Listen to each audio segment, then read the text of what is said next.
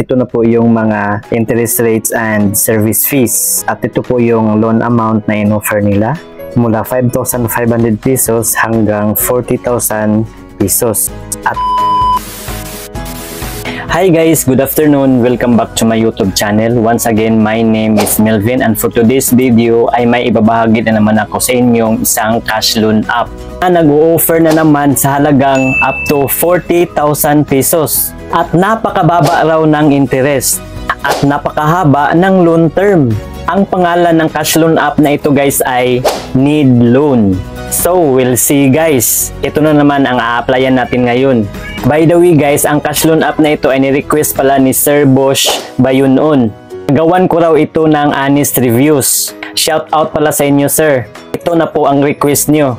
At salamat nga pala sa pag-subscribe sa aking YouTube channel. At sa lahat din ng mga nag-subscribe sa akin at patuloy na nagsubaybay sa aking mga honest reviews, maraming salamat po sa inyong lahat. At sa mga di pa nakasubscribe at sa mga bagong pasok pa lang po sa aking YouTube channel, bago po tayo magsisimula, pakiclick mo na yung subscribe button na nasa baba at pakihit na yung bell para updated po kayo sa tuwing may bago po akong i-upload na mga tutorial or mga honest reviews sa aking channel. Maraming salamat po.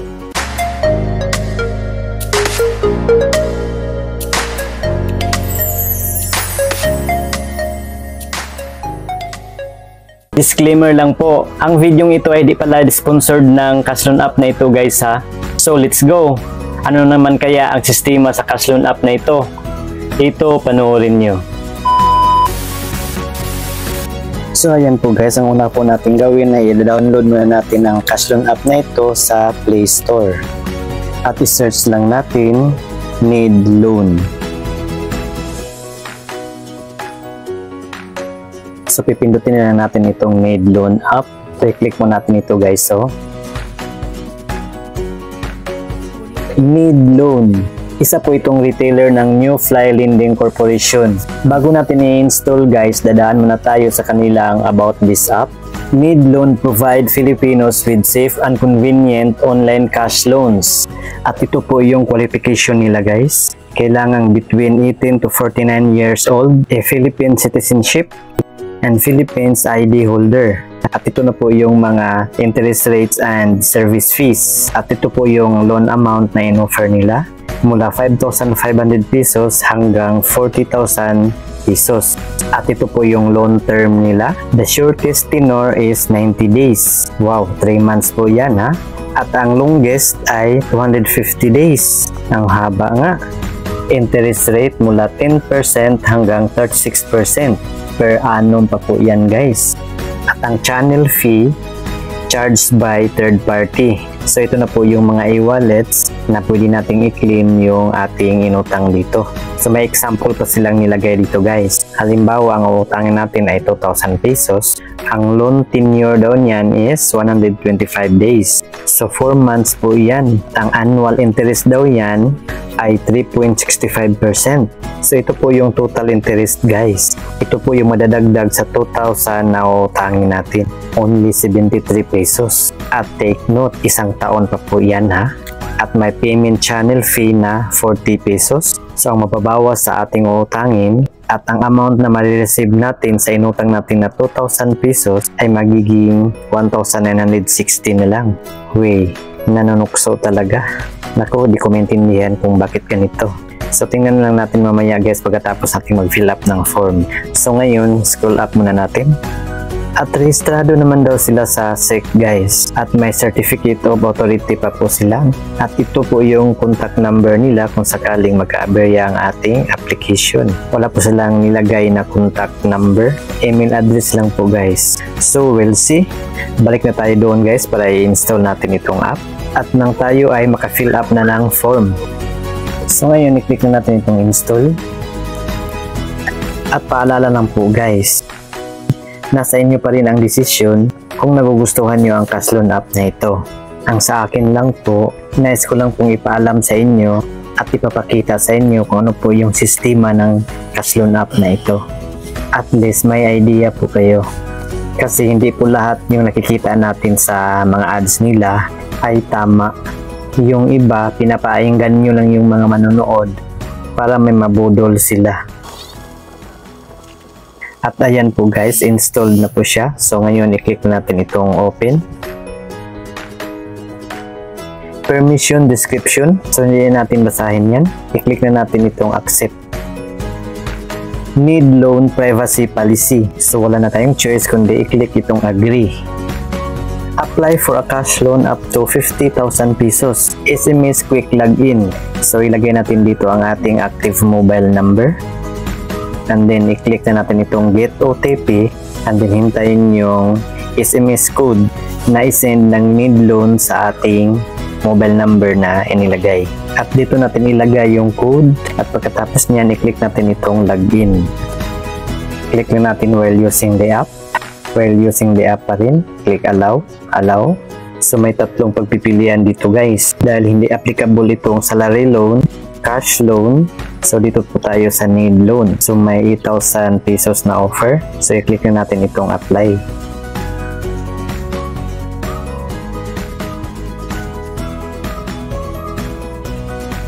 So may tatlong steps guys na pifill upan natin for approval. So una po tayo dito sa ating basic information. So ito po yung mga hinihingi nilang information guys. Magsimula sa ating date of birth. Next ang ating gender. Next ang ating marital status. Next ang ating email address. Next po ay kung anong purpose natin sa pag-loan. So ito po yung pagpipilian guys. Next po, kailangan din po nila ang ating type of residence. So ito ang tip ko po sa inyo guys. Kailangan kapag mag-apply po tayo ng mga loan, ay itong own po talaga ang pipiliin natin kapag nangihingi ng type of residence. Kahit nagre-rent po tayo. Dahil hindi po yun sila approve kapag renter lang po tayo sa isang lugar. Next po ay hiningi din nila ang ating current address. Next, pati ang ating natapos, kung anong natapos natin. At ito po yung pagpipilian. Next po ay nanghihingi pa po sila ng alternative phone number natin at fiber number. Pero optional lang po yan guys. Pwede natin lagyan, pwedeng hindi. Pero itong alternative phone number, nilagyan ko na lang para sure approve. Next po ay nanghihingi po sila ng ating work information. Kung ano po ang trabaho natin, occupation. So may mga selection dito guys. Next, kung ano po ang ating employment type.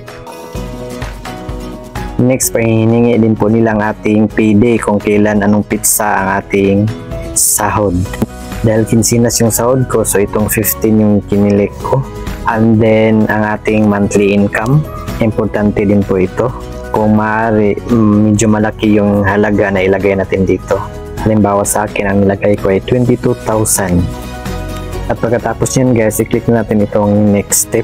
So ito na po yung step 2, emergency contacts. So may 4 po silang ni-required na emergency contacts guys. Or ang tawag nito sa iba ay character reference. So ang kailangan ang ilagay natin dito sa pinakauna ay ang ating father, ating mother, or ang ating asawa.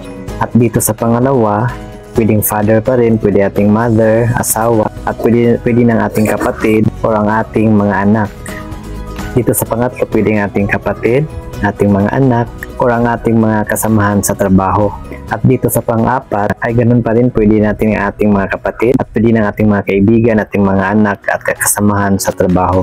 At kailangan pong nakasave na po lahat sa ating phone gallery yung mga contact number nila at pangalan. Para dito na natin i-click. Para ito na lang ang ating i-click guys. At diretso na yan sa ating mga contacts na nakasave sa ating cellphone. At pagkatapos natin ma-fill upan lahat, i-click natin itong next step. So ito na po yung step 3 guys. Identity information. Ito na natin isulat ang ating pangalan at kailangan daw ang ating information na ilagay dito ay makikita sa ating valid ID na isa-submit. Next po yung ating middle name. Next po yung ating last name. Next po yung ating ID type. So ito po yung mga valid ID na tinatanggap ng need loan guys. National ID, SSS, passport, postal, UMID, voters, driver's license, GSIS, TIN, PRC, and PhilHealth. Itong may mga read label guys at may nakalagay na high quota. Ang pagkaintindi ko nito, kung meron po tayong mga ID type na katulad nito na ating masubmit, ay may mataas po tayo na posibilidad na makapasa po sa ating application o may posibilidad na mas malaki yung mauutang natin na pera. Yan ang pagkakaintindi ko nito. So ngayon, ang driver's license po ang available sa akin. So i-click ko lang itong driver's license. And then ilagay po natin dito ang ID number.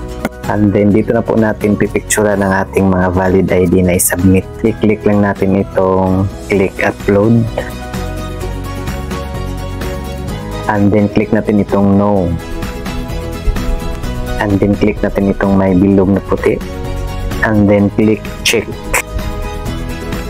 And then mag-selfie na po tayo na hawak natin ang ating valid ID. I-click lang natin itong click upload. And then click natin itong no. Click pa rin natin ito and then click check. And then click na natin itong submit. So ngayon guys, mamimili na po tayo ng mga payment centers and e-wallets kung saan natin gustong i-claim ang ating niloan dito. Halimbawa sa akin, ang pinili ko dito ay itong PayMaya. I-click ko lang ito. At dito natin ilagay ang ating account number sa PayMaya. And then isulat natin ulit dito sa baba to confirm. At pagkatapos niyan, i-click natin itong add account. Please confirm that it is the account of yourself. So i-click ko lang itong okay. So dito na po magkaalaman guys. Loan application calculator. So ito na po guys, 1,000 pesos lang po ang in-offer nila. Nasaan na ba yung 8,000? Nasaan na yung 40,000 pesos? No more no less with talaga yan guys. So i-click na natin itong next.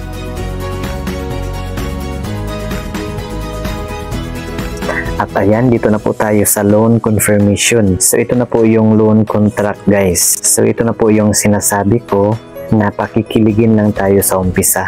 Tingnan nyo guys, ang loan amount natin is 1,000. Tapos ang i-deduct platform service fee 420 pesos plus payment channel fee na 25 pesos. Isa-subtract natin yan sa 1,000 pesos. So ang marireceive lang natin is 555. Almost kalahati. Tapos may nakalagay dito loan period 150 days. 5 months po yan guys. Pero ang repayment schedule, kailangan mababayaran natin ang 1,000 pesos within 7 days. Ang due date nakalagay dyan is February 28. So February 21 po ako nag-apply nito. So 7 days lang ang first repayment. At ang second repayment, ang due date is sa July 20 pa. Tapos 6 pesos na lang ang babayaran natin hanggang July 20.